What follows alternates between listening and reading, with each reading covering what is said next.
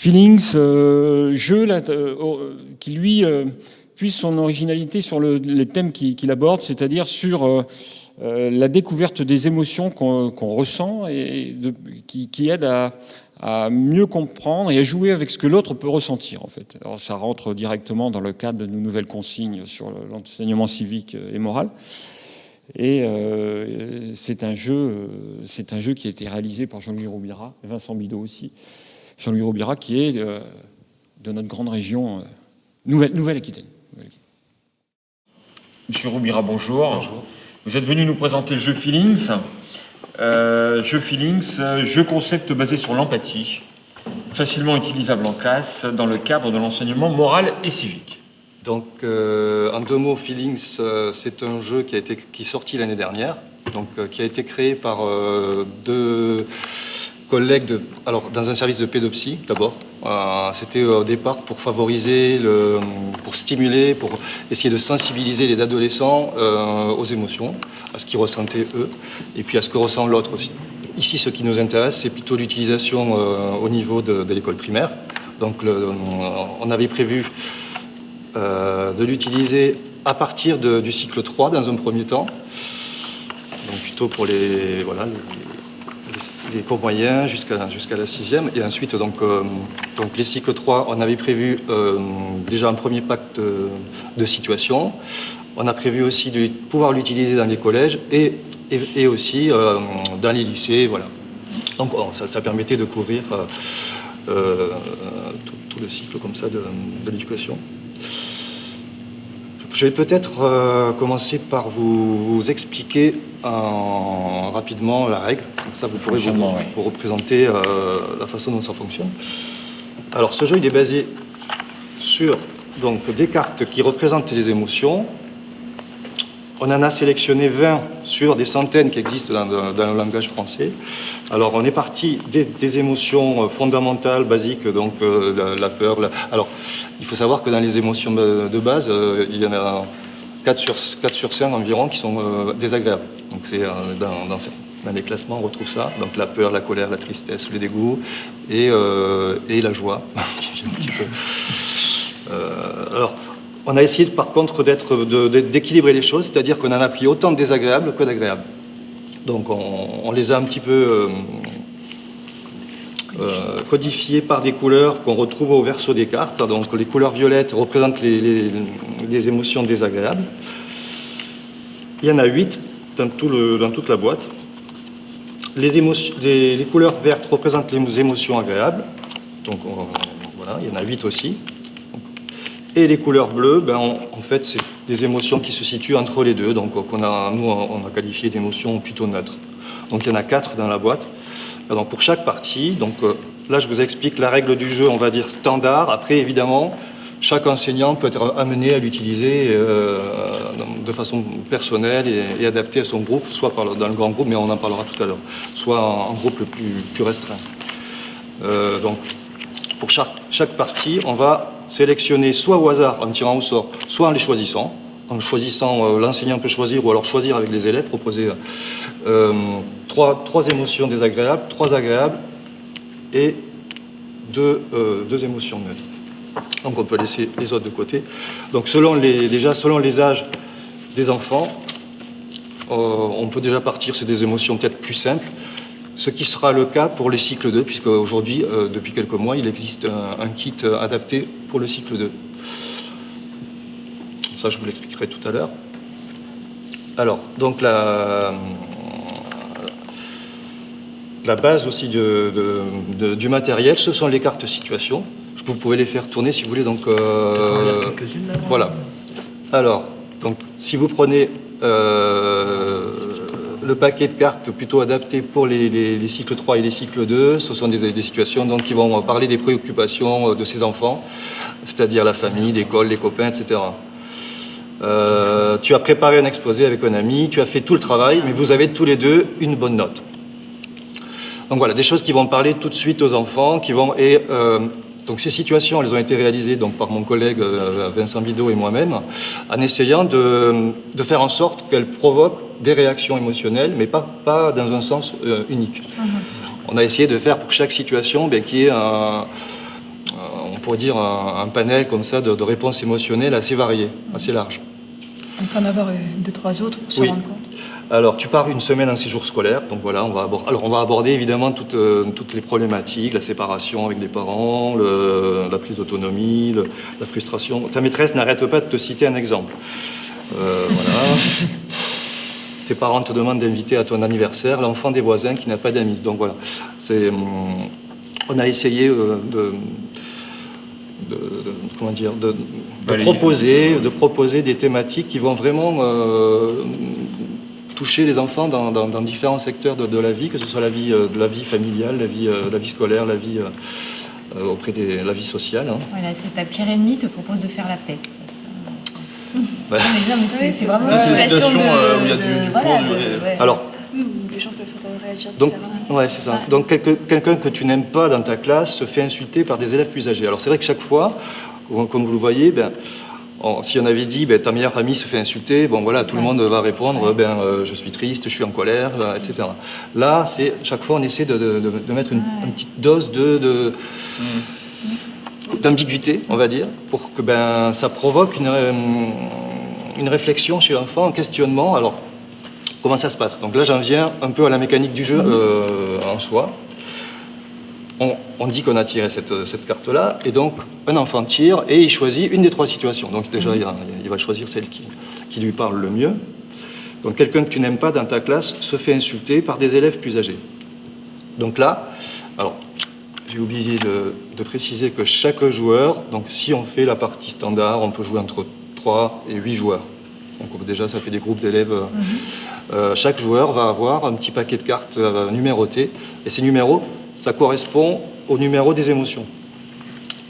Sur le bord du plateau, ça permet de désigner l'émotion qu'on va pouvoir choisir. Donc une fois que la situation est lue au groupe, chaque joueur, chaque élève, va se mettre justement en situation, en imaginant que c'est ce qu'il vit. Et il va essayer de regarder parmi les 8 émotions, celle qui va le mieux correspondre à ce qu'il ressentirait dans la situation qui a été exposée. Donc voilà, donc chacun fait la même chose, y compris celui qui a lu la situation. Donc ça veut dire que, par exemple, dans cette situation, un élève se fait insulter par les élèves plus âgés. Si je suis impressionné, par exemple, c'est la situation que j'ai choisie pour moi. C'est l'émotion numéro 8, je prends la carte 8, je désigne cette émotion et je la mets devant moi. Donc voilà, chacun fait la même chose. Donc on a tous devant soi déjà le numéro de la carte émotion qu'on a choisi dans cette situation. Face cachée, c'est ça? Face cachée. D'accord. Alors là, ça c'était la première phase, on va dire que c'est la phase de retour sur soi, d'introspection un petit peu. Et maintenant, l'intérêt évidemment dans un groupe, c'est qu'on est dans des relations, donc on va vers l'autre. On va voir comment les choses se passent entre les gens, entre les personnes. Et on va créer des équipes de 2 joueurs qui seront tirés au sort. Donc en fonction du nombre de joueurs, voilà, on prend des cartes comme ça qui vont par paire et on en distribue une à chaque joueur. Et évidemment, quand 2 joueurs ont une carte de même couleur, ils se retrouvent ensemble. Donc voilà, on crée des équipes de façon aléatoire et ces équipes seront à chaque tour de nouveau tirées au sort, ce qui veut dire que les enfants ne vont pas toujours choisir le meilleur copain ou la meilleure copine. Et là, donc dans cette phase de jeu, dans chaque équipe, il s'agit évidemment de deviner ce que l'autre a ressenti, donc de deviner l'émotion de l'autre. D'accord. Même chose, on va regarder parmi les 8 émotions. Je pense que l'autre est touché, je pense que mon partenaire est touché, je prends le numéro 4, voilà, et puis je vais le poser devant lui. Voilà, à côté de la carte qu'il a déjà posée. Alors évidemment, il y a une petite partie, enfin, il y a une petite exception, c'est que si moi j'ai déjà choisi cette émotion-là et que je pense qu'il a aussi ressenti la même chose que moi, je vais utiliser une carte joker, qui est la carte feeling. La carte feeling, c'est bien. Je pense que on a le feeling tous les deux, on ressent la même chose. Pour éviter d'avoir 2 numéros 1, 2 numéros 2, Voilà. 2 numéros 3. C'est ça. Ouais. Et alors, on peut jouer la carte feelings à chaque coup, alors? La carte feeling, on peut la jouer, alors on en a 3. Dans les règles de base, on a décidé de l'utiliser de façon unique, c'est-à-dire qu'une fois qu'elle a été jouée, elle est défaussée, parce on avait remarqué que souvent, et même très majoritairement, les joueurs, voilà, peut-être par facilité ou parce que c'est compliqué aussi de sortir de soi, de se décentrer, ben, ils attribuaient la même émotion à l'autre qu'à soi. Ils ont choisi la même émotion à chaque fois. Oui. Ça pouvait fausser le jeu. Alors, c'est une façon, voilà, c'est une règle qui permet un peu de dire, voilà, ben, on peut penser différemment, on peut ressentir différemment. Il y en a 3 quand même dans le jeu, voilà, donc ça limite.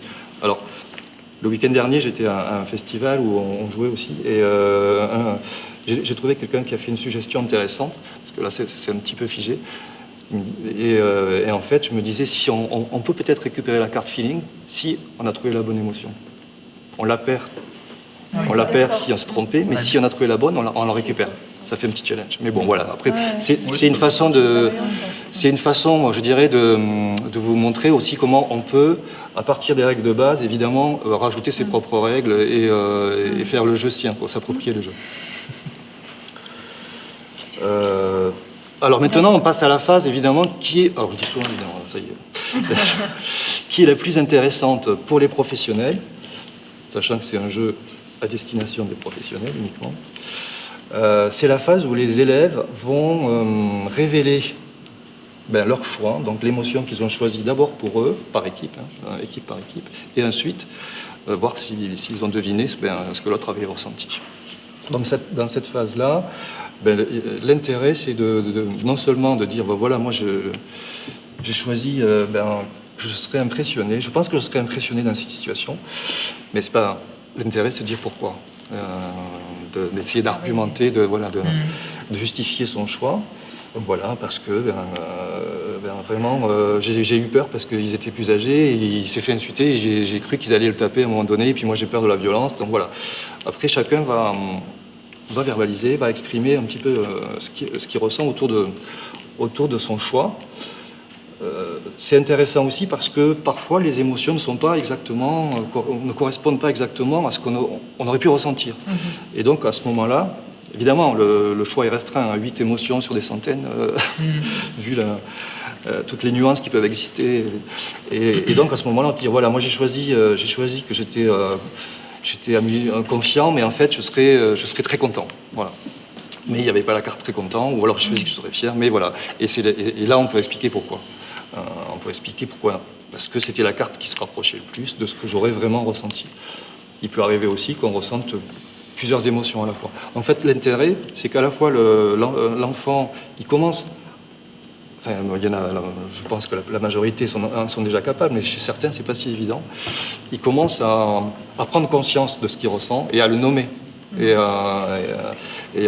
ça, c'est déjà une opération qui est peut-être moins évidente. C'est-à-dire d'en prendre conscience et de pouvoir le repérer, quoi, de mettre au mot sur ça. Et le partager. C'est cette étape-là qui manque à pas mal d'enfants. Et après, de le dire aux autres, quoi, et de dire pourquoi. Et ça, et on se rend compte que ce ressort de jeu, il parle à tous les enfants. Moi, j'ai rarement rencontré des enfants qui soient rebutés par ça. Vous avez déjà joué avec des enfants qui ne se connaissent pas du tout? Oui, tout à fait. Donc, alors, c'est intéressant.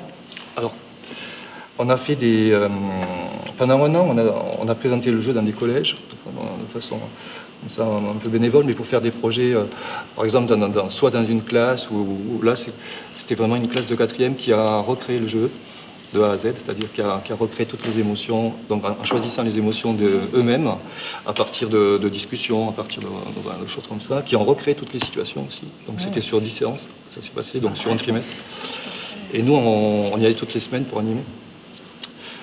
Donc ça, c'était une première façon de travailler. Et dans un autre collège, c'était plutôt le club feeling entre midi et 2, comme le club théâtre ou autre. Et là dans ce cadre-là, des élèves ne se connaissaient pas, puisqu'ils venaient il y en a qui venaient de 6e, d'autres de 3e.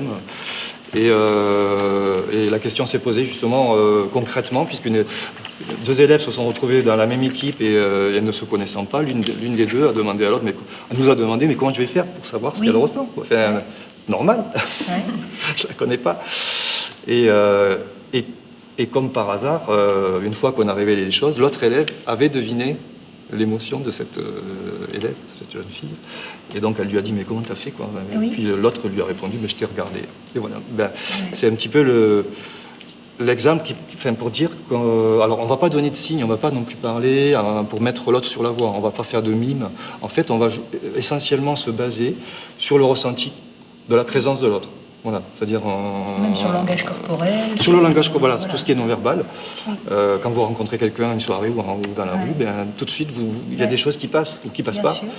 Et on se base aussi sur ça. Finalement. Et au final, est-ce que le fait de deviner l'émotion de l'autre, c'est si important que ça? C'est une mécanique de jeu, parce que pour donner un objectif, mais au final, est-ce que, même ce si qui est on le le dit plus jamais, l'important peut être ailleurs? c'est le ressort qui fait que les élèves accrochent, on va Oui, dire, c'est et ça. puis pas que les élèves, les adultes aussi.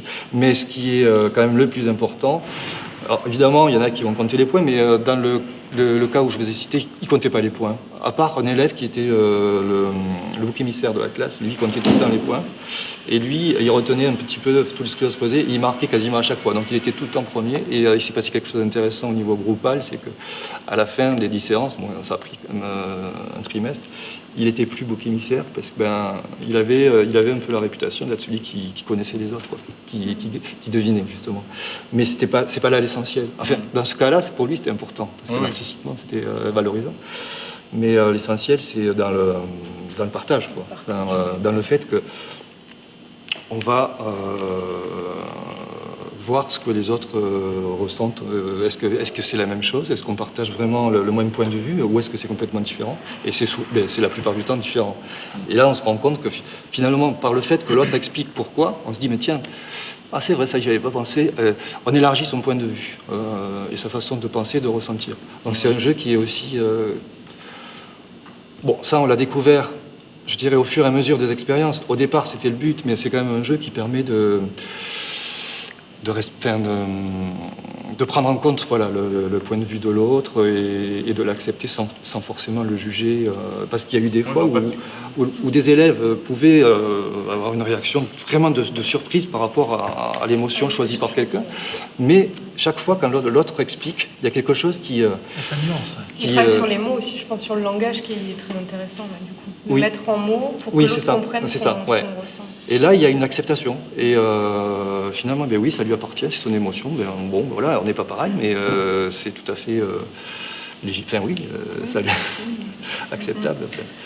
Est-ce que d'emblée, comme ça, il vous vient des idées d'adaptation? Là, on est pour un groupe de combien d'élèves? Alors, sur combien d'enfants? là, dans cette règle-là, on est sur 8 maximum. Voilà.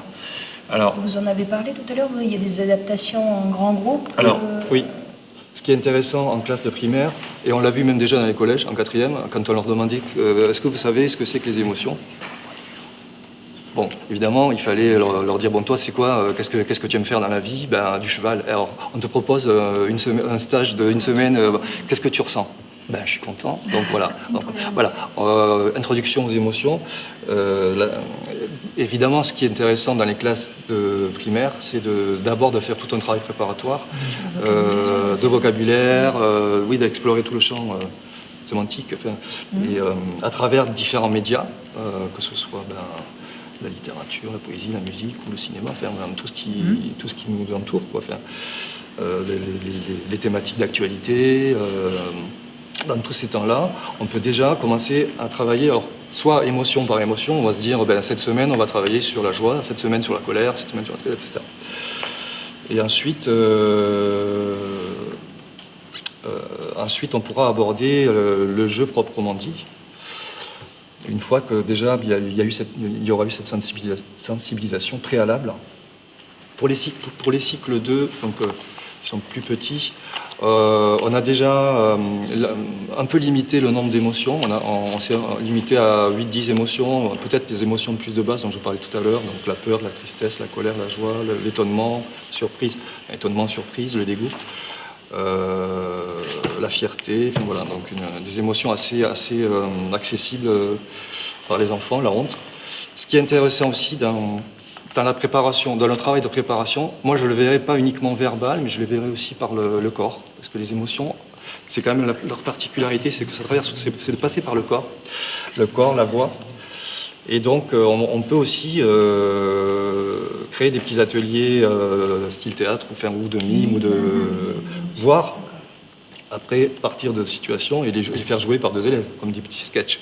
Ça, c'est aussi une idée qu'on avait au départ, qu'on n'a pas forcément trop développée, mais je pense que c'est aussi intéressant. Faire jouer des situations, quoi.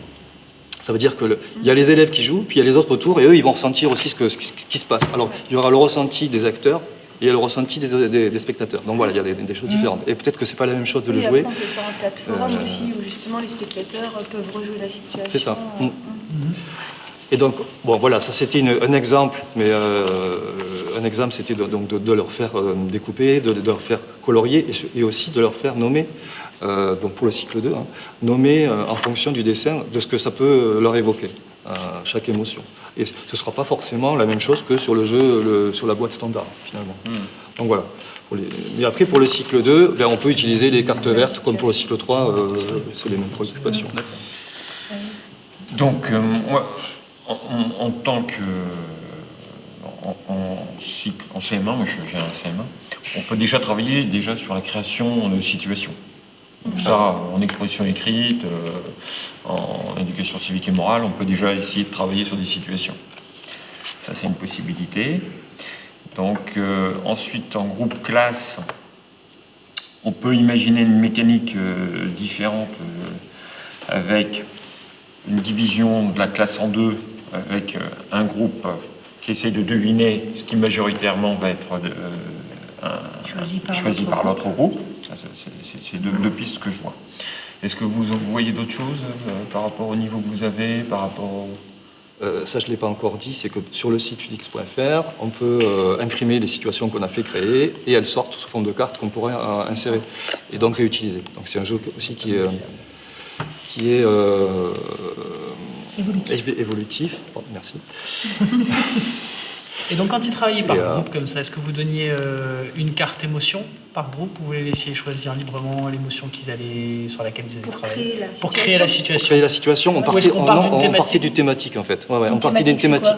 Le sport, la famille. Donc c'est pas une émotion imposée, c'est pas vous allez essayer de m'écrire une situation sur une situation. Alors ce qu'on peut faire, c'est qu'on peut leur... Ça, on l'a pas fait, mais j'imagine qu'on peut leur proposer 3-4 émotions et ils vont créer des situations peut-être pour un thème. Un thème pour un thème, 4 émotions. Pour provoquer ce type d'émotion. Moi, ça me paraissait plus simple de partir d'une émotion, ensuite partir d'un thème et ensuite mixer les deux. D'accord, mais ça on l'a pas fait. Mais qu'une émotion vous rapporte à tel... mais justement, c'est très simple justement, au départ, pour lancer les choses, notamment avec éventuellement des cycles 2. Comme les enfants, ils sont quand même ils sont malins, donc quand ils voyaient que ton chien se fait écraser, tout le monde disait je suis triste, ou ça marchait pas. Il n'y avait pas de chien. Donc après, ils rajoutaient ton chien s'est fait écraser, mais... tes parents t'ont... Mais il était malade. Tes parents t'ont offert un petit chiot, quoi, faire un truc comme ça. Alors, c'était leur façon... Il y a la notion de plaisir quand même. Après, il peut y avoir justement... C'est pour prendre le principe de Dixit, c'est-à-dire où justement on doit créer une situation où il faut que certains trouvent la honte par rapport à cette situation, mais pas tout le monde, sinon c'est perdu. Et donc ça les force à... Mais justement, vous Dixit, trouvez une situation... c'est peut-être un peu du coup. Mais si tu pars d'une émotion, tu conduis que telle situation... Si on travaille sur 2 émotions, on dirait essayer de trouver une situation qui va inclure ces 2 émotions justement. Alors là, mais tu indiques que situation est appliquée avec telle émotion. Moi, ça me dérange un peu du coup. Je pense que vous pouvez faire des essais. Après, ça peut marcher ou pas. Je ne sais pas si ça peut marcher. Tu regardes le mélange, etc. Tu joues avec. Oui, ça peut s'essayer. Après, je ne sais pas si ça marche ou pas. On ne l'a pas fait, nous. Je ne peux pas le dire. On a toujours travaillé dans le sens proposer des thématiques. Et après, quand même, en réfléchissant, ils faisaient comme nous au départ, c'est-à-dire qu'ils essayaient de trouver des situations qui soient quand même assez ouvertes. Mais ouais, ça peut être intéressant d'essayer de le faire mais du coup, à l'inverse. Ce qui me semble intéressant, si on part quand même de l'émotion, c'est pas pour enfermer une situation, mais du coup, ça peut peut-être permettre de sortir des situations qui sont plus proches vraiment de leurs sentiments, puisque si on leur dit la cour de récré, ils vont dire des situations comme ça qu'ils imaginent, alors que si on leur dit la honte, quelle situation, ça va peut-être faire appel à des choses plus profondes entre eux. Ou plus vécues aussi. Quand est-ce que moi j'ai ressenti de la honte en cours de récréation? Je sais pas. Mais il n'y a pas de pudeur. Non, mais après, en plus avec des ados, mais avec des plus petits, je dirais moins. Alors, ce qui est vrai, c'est que ce qu'on a constaté, c'est que ce soit les enfants, les ados, les adultes, quand ils créent leur propre situation, ils parlent d'eux. Ils parlent de leurs préoccupations, de leur... d'autant plus en psy, parce que alors là, ils ont en plus, il y a la souffrance qui est en plus par rapport... Bon, chez vous aussi, il y a des enfants qui sont certainement en souffrance. Et là, ils vont vraiment parler de leurs problématiques. Et c'est intéressant parce que... Alors, il y a deux façons de les écrire. Soit on les écrit en individuel de façon anonyme, donc on les écrit, puis on les met dans un pot, on ne met pas le nom. Donc, du coup, on peut écrire aussi vraiment des choses plus personnelles. Soit on les écrit en groupe. Et là, voilà. Mais quand ils les écrivaient de façon anonyme, vraiment, ils écrivaient des choses très fortes. Et après, donc, ils avaient souvent des émotions qui étaient, je dirais, pas forcément correspondantes à la majorité de ce que pouvaient renvoyer les autres. Mais ils étaient aussi très intéressés par ce que les autres renvoient. Parce que ça les renseigne sur, finalement, est-ce que moi, ce que je ressens, est-ce que je suis normal, ça leur permet de se situer. Ça leur permet de se situer par rapport au groupe, quoi, à la société. C'est vrai que pour des plus ado. Ouais. Après, j'ai des petits. Donc, c'est vrai que moi, j'avais pensé une adaptation pour des CP-CE1. Oui, cycle de CE1, ouais. En fait, on a fait un gros travail cette année sur les émotions, justement. Et je pense que par rapport à Feeling, ce qui serait intéressant, c'est éventuellement de donner une situation, alors soit par groupe, soit pour toute la classe, et de commencer par une mise en image. Donc d'abord un travail d'illustration, puisqu'ils ont observé beaucoup de choses, on a fait un travail autour des arts visuels, etc. Oui. Et peut-être commencer par mettre en image son émotion, puis ça permet vraiment de se l'approprier, d'avoir un temps, et après présenter son travail à la classe. C'est ça. Et ça ferait partie du travail préparatoire, comme on disait tout à l'heure. Voilà. Après, on sort de la mécanique du jeu Feeling. Bah oui, bien sûr. Mais c'est un support. Voilà. Puis après, il y a quand même un travail d'illustration qui est formidable sur ce jeu. Donc, ce serait dommage, je pense, de pas partir sur le graphisme aussi. Oui, disons qu'on peut l'utiliser comme pour s'appuyer dessus. Après, mais aussi c'est un point de départ, en fait. Après, comme vous dites, pour les plus petits, je pense qu'il y a cette envie aussi de représenter, mais la notion de groupe, moi, dans les différentes utilisations que j'ai observées, celle qui m'a paru une des plus importantes, des plus intéressantes, c'est cette notion on va construire en groupe. On voit vraiment quelque chose qui s'élabore groupalement au fil des séances. Notamment, donc, quand je parlais tout à l'heure de cet élève qui était le bouc émissaire, et il se passe des interrelations vraiment qui vont transformer le groupe en quelque chose d'une cohésion et d'un sentiment d'appartenir en groupe et qui a une solidarité finalement. Alors après, ça ne veut pas dire que on est dans ce groupe et puis tous les autres ils sont... Mais c'est un travail pour nous d'intersubjectivité, voilà, de construction du soi à travers la relation à l'autre. Est-ce que ce jeu a été pratiqué sans adultes ? Ça veut dire les enfants, est-ce qu'après en cycle 3 par exemple, ils sont capables de jouer sans qu'il y ait un...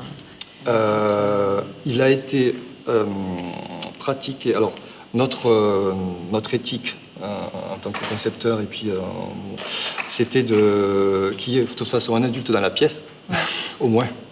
On ne laisse pas les enfants ou les adolescents jouer seuls, sans adulte dans la pièce. Après, il y avait plusieurs groupes, donc on pouvait tourner d'un groupe à l'autre. Ils pouvaient être en autonomie, et puis voilà. On n'était pas obligé de rester sur la table avec eux. Au départ, quand ils sont en train d'apprendre à jouer pour les premières fois, on était quand même présent, ou l'enseignant ou la personne adulte était présent.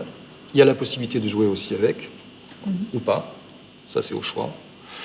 Nous, on aimait, alors dans notre cadre de soins, on préfère jouer parce que justement, l'adulte va pas forcément jouer avec ses propres affects, mais il va essayer d'apporter un petit décalage par rapport à ce qu'il pense que les ados vont couramment, ou les enfants vont couramment choisir comme émotion. Lui, il va choisir une émotion un peu différente pour leur montrer qu'on peut aussi ressentir différemment et en argumentant. Voilà, donc il y a cette fonction-là de l'adulte, mais voilà, après, dans le système, à l'école, c'est au choix. Je ne pense pas que ce soit nécessaire de jouer avec des enfants. Une fois qu'ils maîtrisent les règles et qu'ils maîtrisent on n'est pas obligé de rester à la table, quoi. Si vous avez plusieurs groupes, ça peut tourner.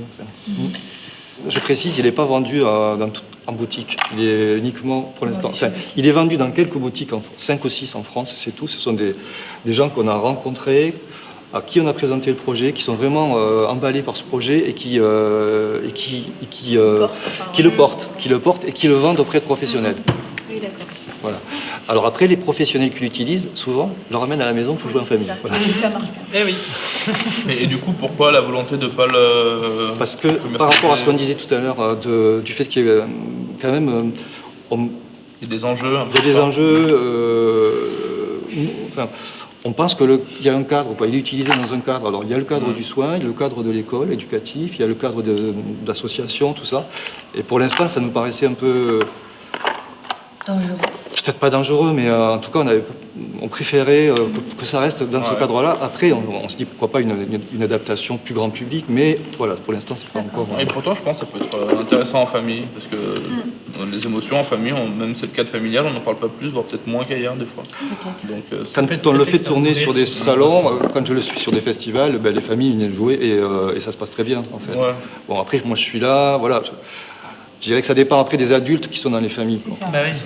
C'est des familles avec un Ils enseignant. sont déjà au clair avec eux-mêmes leurs émotions. Oui, puis du coup, tu peux manipuler. Parce qu'eux-mêmes savent mettre les bons mots sur leurs émotions en tant qu'adultes. Il y a des Après, il n'y a pas de bon. c'est pas- c'est vrai. Ça va, c'est déjà bon.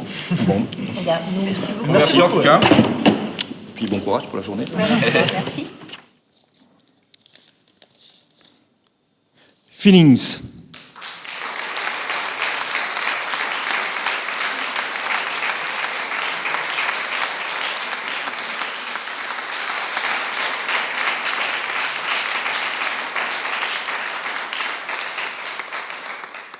Alors, Feelings, ce que le jury a particulièrement apprécié, c'est l'originalité de la thématique, qu'il est complètement adapté aux instructions officielles. Moi, je soupçonne même que c'est vous qui avez téléphoné au ministère en leur disant qu'il faut absolument changer les programmes parce qu'on sort un jeu, c'est ça? Oui, d'accord, très bien, je m'en suis douté.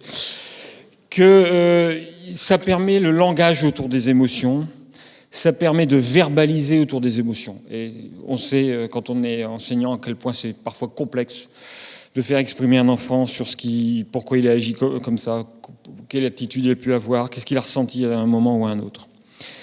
On peut faire de nombreux prolongements, notamment dans production écrite. On peut créer ses propres cartes en ligne, c'est-à-dire que c'est comme les jeux qu'on a pu voir tout à l'heure et qui ont été primés aussi. C'est des jeux sur lesquels on peut mettre sa propre empreinte, c'est-à-dire qu'avec sa propre classe, on peut s'approprier, on peut même le modifier. C'est un jeu qui est valable au cycle 3, utilisable au cycle 3. On a même découvert une adaptation pour le cycle 2 et qui est particulièrement adapté, je pense aussi, pour les liaisons collège-école.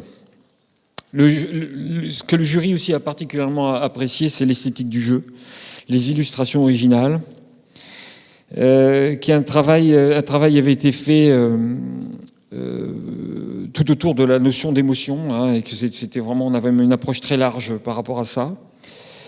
Et qu'ensuite, ce jeu peut être adapté en groupe classe, c'est-à-dire qu'on peut utiliser le jeu, même si on a 30 élèves, en le pensant différemment, et c'est une belle introduction à ce qui nous est demandé maintenant. Voilà, félicitations, bravo. Merci.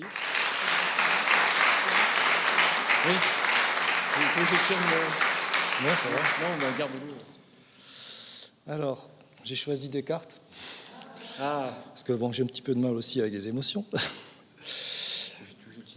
Bon, si tu veux. Moi, je vais quand même. Ça se casse pas, mais bon, ça serait quand même. Ça serait dommage de ne pas profiter. Alors, j'ai choisi Je suis touché, d'abord. Un grand merci à Franck Chalard, qui n'est pas là, mais qui est l'artiste plasticien qui a réalisé les 20 toiles pour représenter les émotions qu'on a utilisées dans ce jeu. Alors, mon collègue et co-créateur Vincent Bidot n'est pas là puisqu'il est en vacances. Il a mis un petit peu de distance avec nous. Il est du côté de Montréal, mais je pense qu'il serait comblé parce que alors il est à la fois co-créateur et éditeur de ce jeu, puisque en fait les éditeurs, on va dire conventionnels, nous ont dit que c'est vrai que c'est un jeu qui est plutôt destiné aux professionnels. Et bon voilà, donc il a pris quand même la responsabilité de créer une auto-entreprise pour fabriquer les boîtes du jeu. Alors c'était pas en France, c'était en Belgique. Belgique, oui, pas loin, pas en français. Et depuis donc, je dirais 1 an que le jeu est sorti, et même avant, il se donne beaucoup, il passe beaucoup de temps, il y a beaucoup de mails, beaucoup de personnes qui sont intéressées par cet outil, et donc ça crée beaucoup de relations depuis. Donc je pense qu'il sera comblé de savoir ce prix. Voilà. Le jeu est né de la rencontre entre Vincent et moi. On s'est rencontrés à l'hôpital puisqu'il est infirmier en psy et moi je suis pédopsychiatre.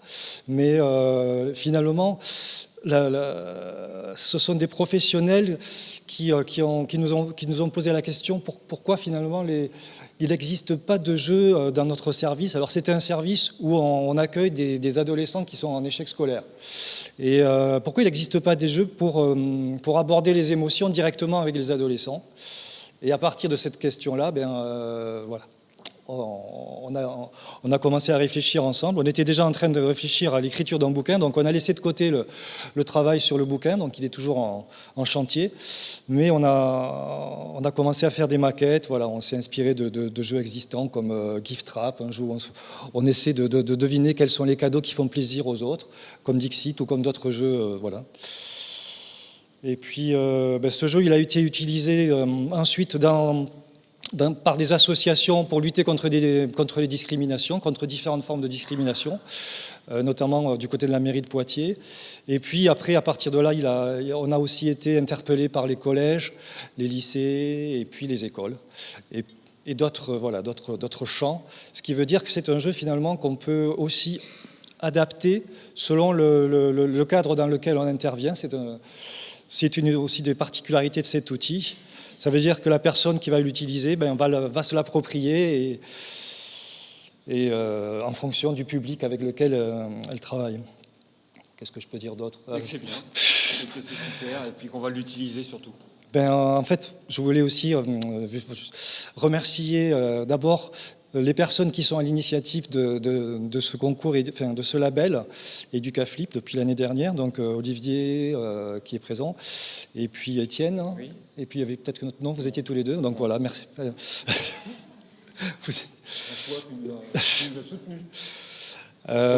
Donc vraiment, on trouve que c'est un label très intéressant, et évidemment remercier le jury.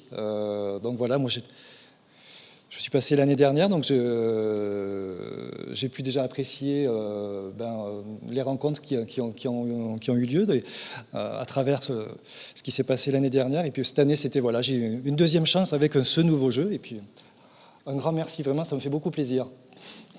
Voilà. Émission.